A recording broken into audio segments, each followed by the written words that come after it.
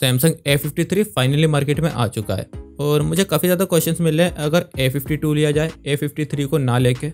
और इसका सबसे बड़ा रीज़न है प्राइस टैग A53 का, जो कि है 35,000 रुपीज़।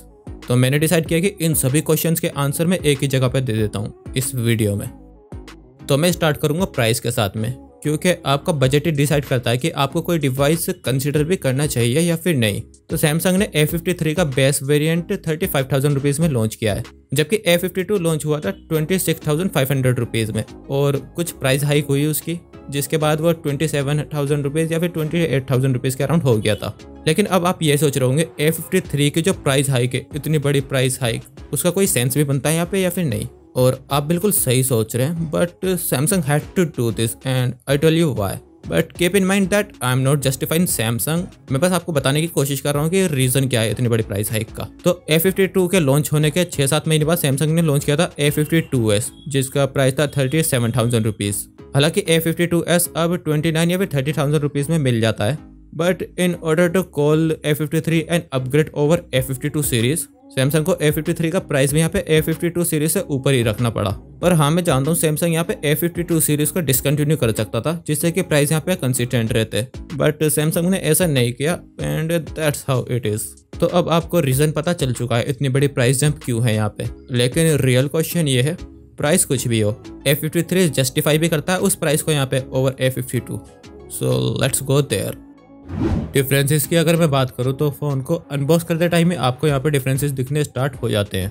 सबसे पहले जो आपको डिफरेंस दिखेगा, चार्जर नहीं है बॉक्स में अब। और वो ज़्यादा पुरानी बात नहीं है जब यहाँ पे ईयरफोन्स आनी बंद हो गई थी बॉक्स के अंदर, और अब चार्जर का टाइम आ चुका है। But this time the irony is we are compromising box contents even after paying more than before. Another difference जो आपको फ़ोन को स्विच ऑन करने से पहले ही दिख जाता है, हेडफोन जैक मिसिंग है A53 में, जबकि A52 में अवेलेबल है। और अब आप ये सोच रहे होंगे कि A53 जस्टिफाई कैसे करता है 35,000 रुपीज़ के प्राइस को। सिर्फ प्रोसेसर यहाँ पे काफ़ी नहीं है इतने बड़े प्राइस हाइक को जस्टिफाई करने के लिए। तो A53 जस्टिफाई करता है अपने प्राइस को 5 years ऑफ सॉफ्टवेयर सपोर्ट के साथ में, which you can find anywhere else in this price, not even on flagships of other companies. अगर मैंने रिसेंटली A52 ना लिया होता और अब मुझे कोई मिड रेंज फ़ोन चाहिए होता, आई वुड ईजिली पे 35,000 रुपीज़ फॉर दिस पैकेज, क्योंकि A53 में वो सभी चीज़ें हैं जो मुझे एक स्मार्टफोन में चाहिए होती है।